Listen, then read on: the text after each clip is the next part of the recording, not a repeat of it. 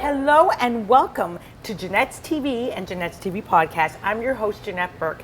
Today I'm joined by Lucah, Rosenberg-Lee, and Michael Mabbott, who are the directors, producers, writer of a wonderful movie here at Hot Docs called Any Other Way. It's the Jackie Shane story. Now, if you don't know anything about Jackie Shane, in the 60s, she was very well known as the first black trans performer, and she had a wonderful career. Started in Nashville, and she was at the pinnacle of the career, and she left. But she eventually made her way via Boston, via Montreal to Toronto, and that's where we pick up. So welcome, Lucah and Michael. Let's hear a little bit more about this incredible movie and the meaning behind it. I mean, it was the 1960s. Black trans. It must have been extremely difficult for her to live her true life and even to speak of what she really was. So how did she, and how was she instrumental in formulating the R&B scene in Toronto? Great question. I mean, I think what intrigued us right out of the gate when we heard Jackie is that we hadn't heard of Jackie, and the idea that there was a black trans woman in Toronto in the 60s with a chart-topping hit and doing this, you know, was kind of a huge surprise to us, you know. And, you know, to answer your question about how she did it, I mean, I think it's a huge testament to Jackie and her strength and her courage and her integrity. I think, you know, some of our artists that we've talked to about her have talked a bit about her talent being a bit of a shield. Mm-hmm. But it was hard. I think it was tremendously hard. Was she open about her identity? She was open for most of her life. She told her mother when she was like 7 years old, "I'm born in the wrong body, I'm a woman." Her mother, very devout Christian, was like, "We support you.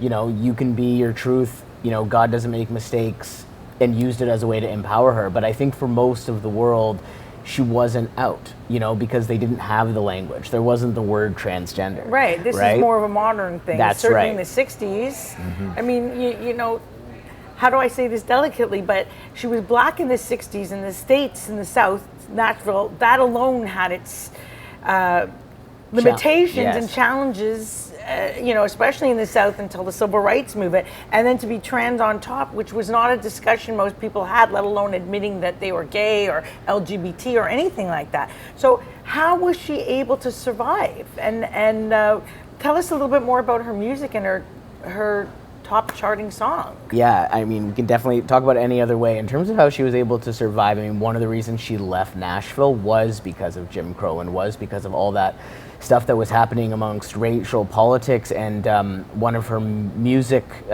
mentors told her, you know, when she was in her late teens, said, you know, "You're very talented, you're amazing, but you're not going to make it here in Nashville. You know, it's just too, the tensions are too high." And that's what set her off to come to Canada and to find a way to live her truth. And in terms of her music, I mean, yeah, R&B.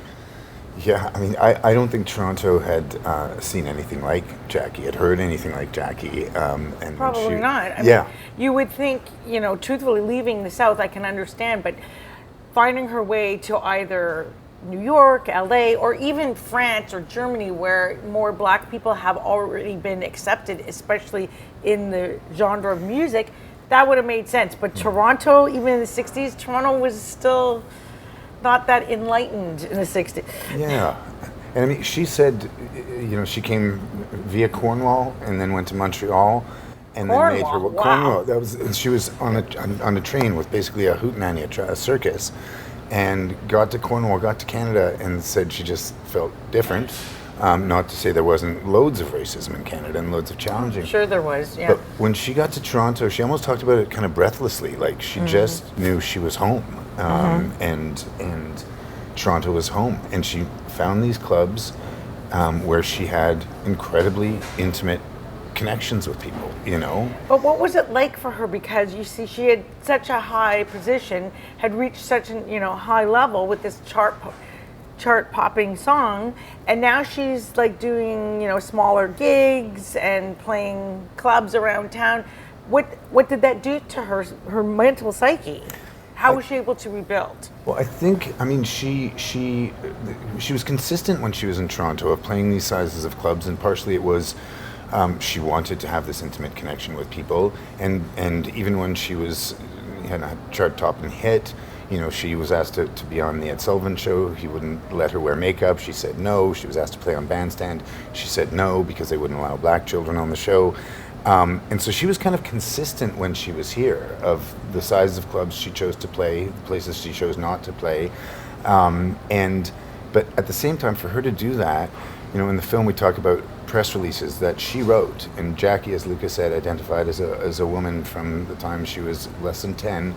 And these press releases, written by Jackie, are referring to herself in the masculine, or he and him. And Jackie wore makeup and wore very feminine cut outfits on stage, but wasn't able to actually be her true self. And so I think to your point, the effect on her psyche was, I have to get out of the spotlight so I can be my true self. And I think it was incredibly hard on her. I think it was dangerous, and I think she navigated it incredibly well. But eventually in 1971, she said, I can't do it, and she disappeared for 45 years. Okay, so what attracted you to this story to make this movie, and what should the audience know about Jackie that they don't know?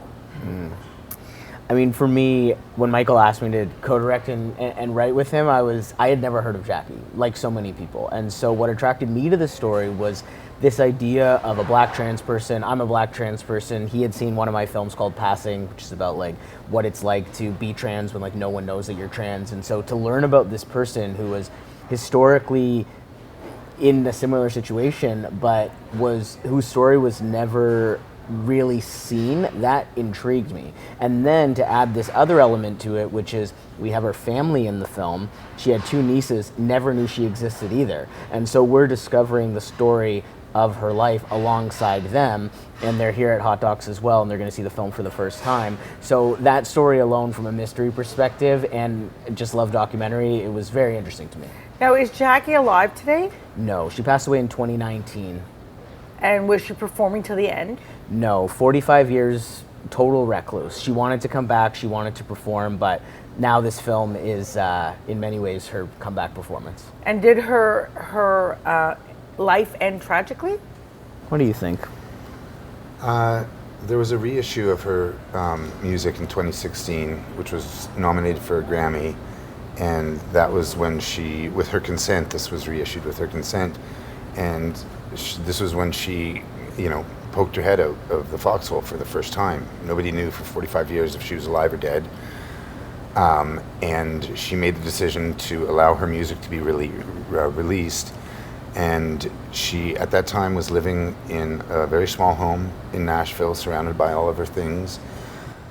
Oh, she went back to Nashville. She went back to Yes. Nashville eventually, and nobody knew. Her family, who's in the documentary, lived blocks from her and didn't know that she was there. alive or existed even, because she had been erased by the family. So, in many ways, that's incredibly tragic. But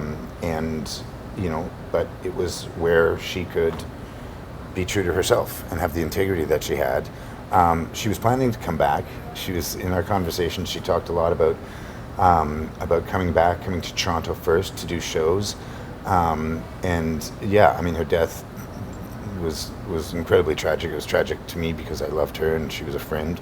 But it was tragic for the world, for the loss. But I'm just so grateful that she trusted us with her story before, because these stories, these stories need to be told because they're forgotten. Right. So I wanted to get to that point, which is, what about her story, the most important part of the message, do you want people to know and walk away leaving this film from? What about their truth and living their truth? And how do you think she was sort of the embodiment of that, or maybe even a leader of it, or a pioneer, let's say?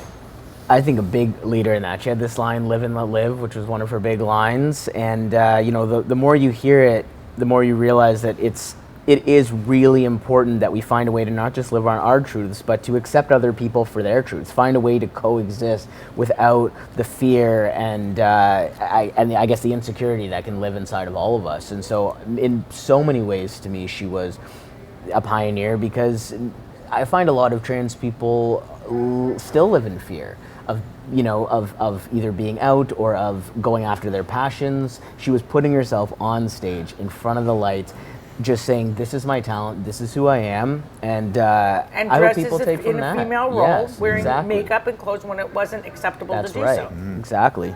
And there's a lot of people Very that courageous woman. Yes. incredibly courageous, and I think that's the message. Is the people that were drawn to her when she was alive and performing in Toronto.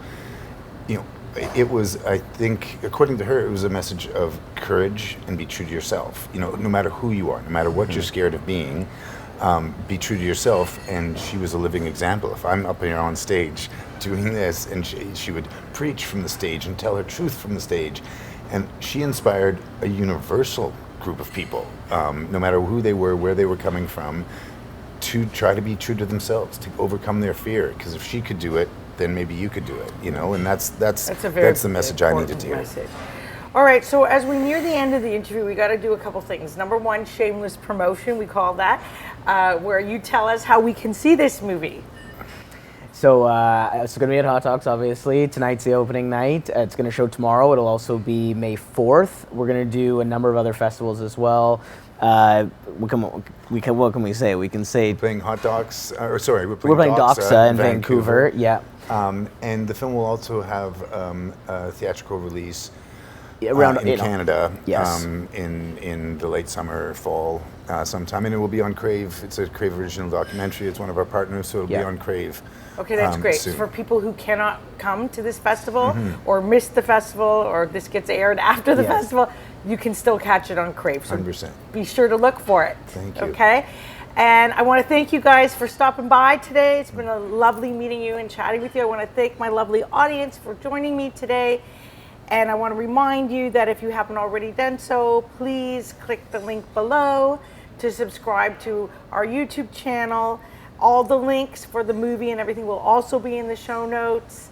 I also want to remind you that you can follow us and find us on every social media platform possible: Facebook, LinkedIn, Pinterest, Vimeo, YouTube, X, and the list goes on. On the audio or MP3 side, the podcast side, we are on iHeartRadio, Apple, Buzzsprout, BuzzFeed, and that list goes on. For a complete list of where to watch and listen to us, please check the link in the show notes below. And you can support us in one of two ways. We have these incredible t-shirts and sweatshirts with either the JTV logo and tagline, or an inspirational saying made by me in a previous episode with a previous guest. The choice is yours, along with your size and color. And all orders are conveniently shipped straight to your front door, including shipping and handling. So that link will also be below. Thanks again for being with us today. This is Janette Burke, your host, signing off. Until next time, continue to be fabulous.